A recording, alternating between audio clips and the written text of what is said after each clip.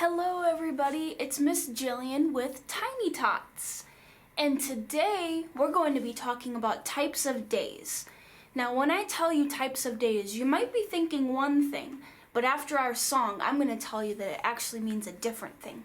So let's start with our song. Hello friends, hello friends, hello friends, it's time to say hello. Sit down friends, sit down friends, sit down friends, it's time to read with me. Okay, and you guys probably know the days of the week, right? It goes Sunday, Monday, Tuesday, Wednesday, Thursday, Friday, Saturday, right? You know that? Let's sing it again. Sunday, Monday, Tuesday, Wednesday, Thursday, Friday, Saturday. Well, today we're not going to be talking about those types of days of the week, but we're going to be talking about good days and bad days. Have you guys ever had a bad day? I definitely have, but I've also had a lot of good days. So the first book we're going to read is called Good Morning City. This book is by Pat Kiersman, and the pictures are by Pascal Champion. So we are going to see what a morning is like in the city.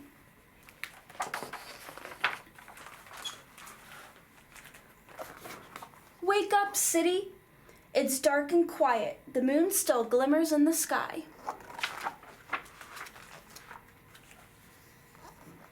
It's busy inside the bakery. Measure, mix, knead. Fresh bread will soon rise like the sun. A newspaper carrier rushes to her last deliveries. Whoosh! Thump! The paper lands on the stoop. Drop the rope! The captain hollers. Splash! Toot toot! The ferry boat starts its morning rounds.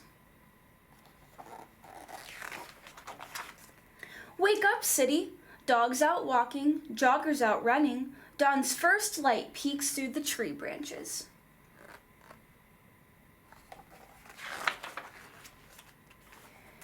The delivery truck brings fresh food to the market. Rumble, rumble, rumble.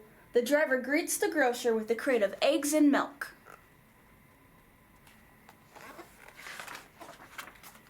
Parked cars become moving cars.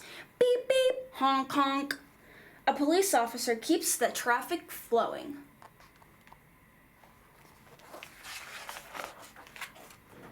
The waitress welcomes hungry diners. Clink, clink, ring, ring. Orders up. Breakfast is on the way. Wake up, city. Trains screech overhead. People scurry down below. The sun's long rays break over the tops of tall buildings.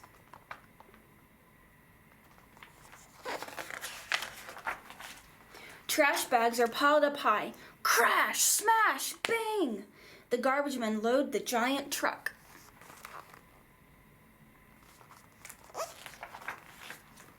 The bus driver sits behind the wheel. Vroom, vroom, vroom. Soon it's time for school.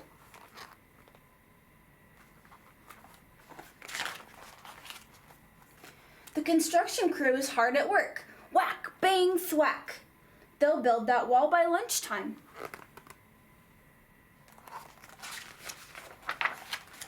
Wake up, city! A child opens her eyes as sunlight floods her room. Across the hall, her baby brother wakes. Mama, Dada! He's ready to play.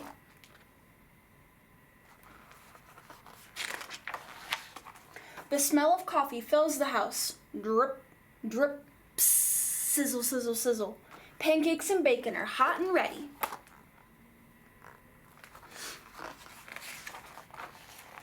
Good morning, city. The anchorman reads the news. It's going to be a beautiful, sunny day.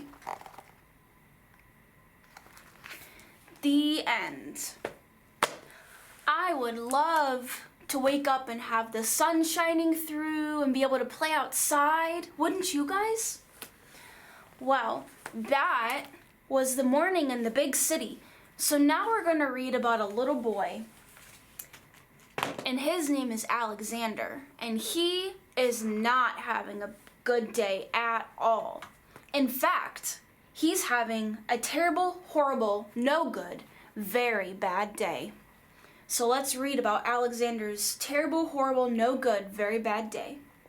This book is by Judith Vorst and illustrated by Ray Cruz.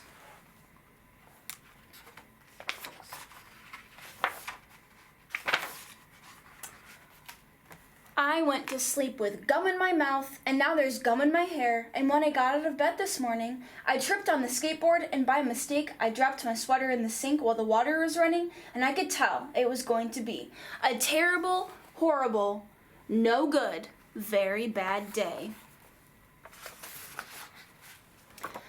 At breakfast, Anthony found a Corvette Stingray car kit in his breakfast cereal box. And Nick found a junior undercover agent code ring in his breakfast cereal box. But in my breakfast cereal box, all I found was breakfast cereal. I think I'll move to Australia. In the carpool, Mrs. Gibson let Becky have a seat by the window. Audrey and Elliot got seats by the window too. And I said I was being scrunched. I said I was being smushed. I said, if I don't get a seat by the window, I'm going to be carsick. No one even answered. I could tell it was going to be a terrible, horrible, no good, very bad day. At school, Mrs. Dickens liked Paul's picture of the sailboat better than my picture of the invisible castle. At singing time, she said I sang too loud. At counting time, she said I left out 16. Who needs 16 anyways? I could tell it was going to be a terrible, horrible, no good, very bad day.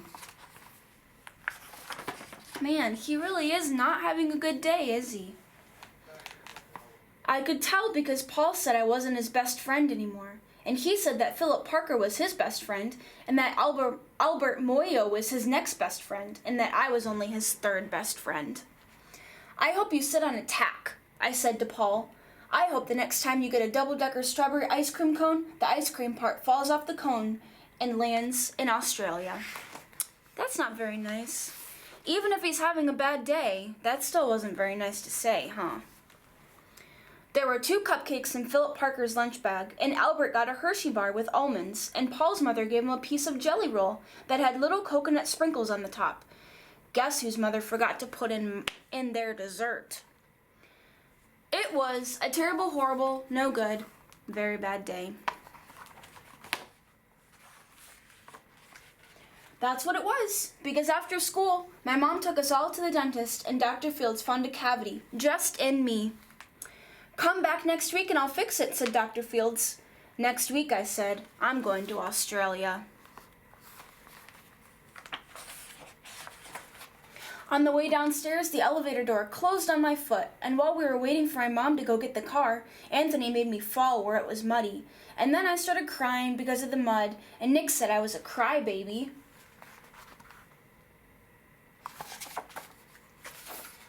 And while I was punching Nick for saying crybaby, my mom came back with the car and scolded me for being muddy and fighting.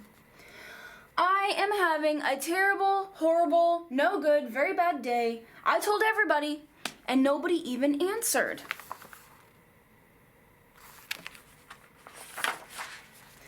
So then we went to the shoe store to buy some sneakers. Anthony chose white ones with blue stripes, and Nick chose red ones with white stripes. I chose blue ones with red stripes, but then the shoe man said we're all sold out. They made me buy plain old white ones, but they can't make me wear them.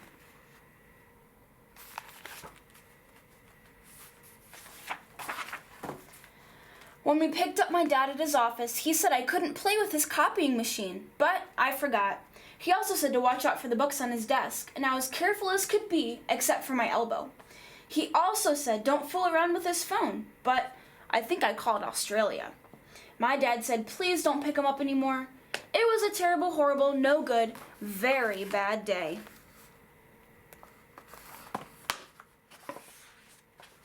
There were lima beans for dinner, and I hate lima beans. There was kissing on TV, and I hate kissing.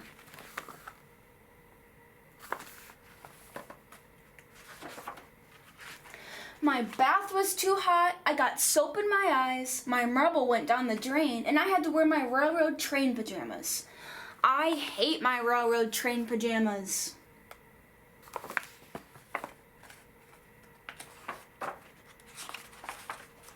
When I went to bed, Nick took back the pillow he said I could keep, and the Mickey Mouse nightlight burned out, and I bit my tongue. The cat wants to sleep with Anthony, not me. It has been a terrible, horrible, no good, very bad day. Mom says some days are like that.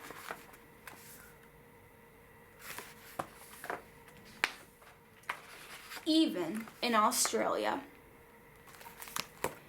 The end. So that's all about Alexander's terrible, horrible, no good, very bad day. I hope none of you have that kind of day. I hope you all are having a great day today. And speaking of great days, we are going to read our last book about a little puppy who had the absolute greatest day because he made 2 new best friends. This book is called Ruff in the Wonderfully Amazing Busy Day. This one is by Caroline Jane Church.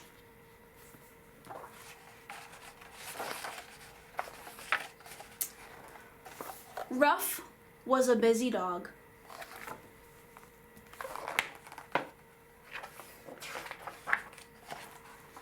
He dug like dogs do, pulling up weeds and planting pretty flowers in the backyard.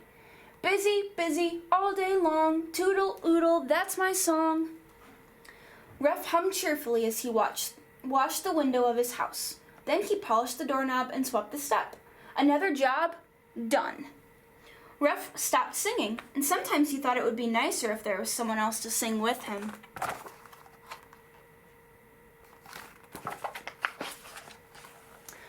Ruff jumped up, ready to get busy again. There was a grassy, muddy, messy place near the apple tree. I know, said Ruff. I'll make a pond. That's just what the backyard needs. It was hard work, digging the hole to make a pond, but Ruff didn't mind hard work. He was digging up an especially big rock when...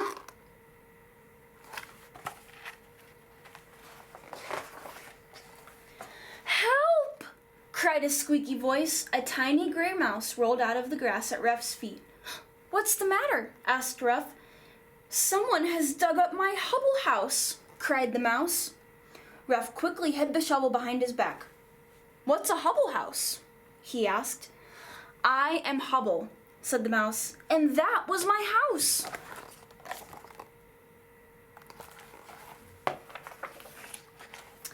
Ruff's happy, busy feeling disappeared. He had ruined Hubble's house, and he hadn't even known that a mouse lived in his backyard. Hubble was packing up. Where are you going? Cried Ruff. To look for a new house, Hubble replied. Goodbye. No, wait, stop! Ruff ran around in circles and did somersaults to get Hubble's attention.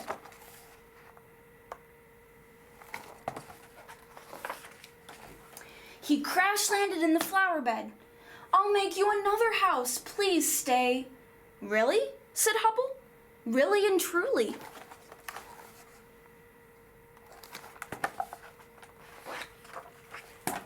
Ruff rushed over to the shed. He found some wood, some nails, a hammer, and a can of paint. He was tremendously busy for a long time. Is it ready yet? Asked Hubble. Not yet. Ouch! Ruff banged his paw with the hammer. Don't worry, I'm almost finished. Hubble found ways to pass the time. He did his exercises, he did his knitting, and finally, he played his trumpet.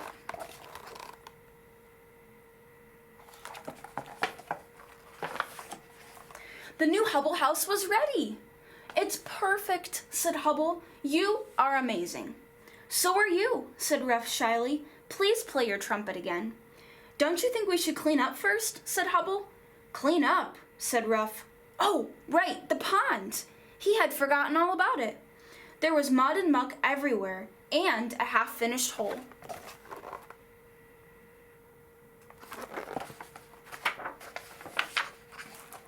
I'll help you, said Hubble. putting away his trumpet and his knitting. So Rough and Hubble worked together. Digging and shoveling and filling the pond with water. And as they worked, they sang, "Busy, busy, all day long, wiggle, squiggle, that's our song." Rough was very happy. The pond was beautiful, just what the backyard needed. And now he had Hubble to sing with too. What an amazing day. Rough couldn't think of anything else he could wish for. When? What do you think's gonna happen? Splash! Something small and yellow and feathery tumbled from the sky and landed right in the new pond. It was an angry little duck. She swam around in circles, squawking and spluttering and wagging her wings. "Hello," said Rough. "Who are you?" The duck stopped swimming for a minute. "My name is Lottie, and if anyone is rude to me, I'll explode." "Please don't explode," said Hubble. "What's the matter, and why would I be rude to you?"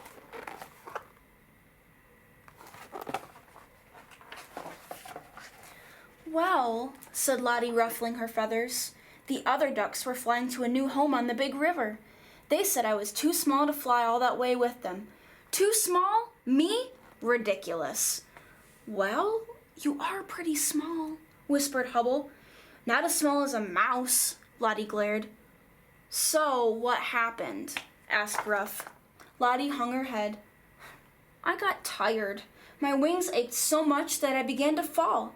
I guess they were right. I was too small." And she burst into noisy, quacky tears. Quack, quack. Quack, quack. Rough felt so sorry for Lottie that he ran around trying to find things to cheer her up. He brought her a bone, a sun hat, a water balloon, and a bowl of popcorn.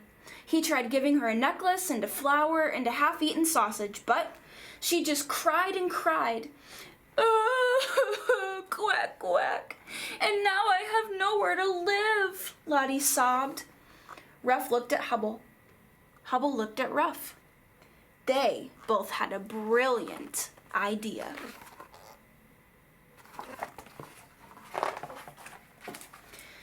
"You can live with us," they shouted. "Here?" asked Lottie. "In our new pond," said Rough excitedly. Lottie sniffed. She inspected the pond carefully. She swam around in circles and flapped her wings, and she began to sing, "Swimming, swimming, all day long, splashy, splishy, that's my song." "So you'll stay?" asked Hubble. "Please," Rough begged. "A small pond needs a small duck." "You're right," said Lottie happily. That night, when Rough went to bed, he called out, "Good night, Hubble. Good night, Lottie." When his new friends answered, "Good night, Rough," he wanted to sing and stand on his head and do somersaults. It had been the most wonderfully amazing, busy day. And the best thing was that in the morning, Rough and Hubble and Lottie would still be together. Ready for tomorrow. The end. Well, boys and girls, I hope you loved those books just like I did. And now it's time for us to leave. So I hope that you have a great day just like Rough, and you don't have a bad day like Alexander. So let's end this video with our song. Goodbye, goodbye, it's time for us to go. Goodbye, goodbye, it's time for us to go. I hope you enjoyed our story time, it's time for us to go. Goodbye, goodbye, I'll see you next time. All right, bye boys and girls.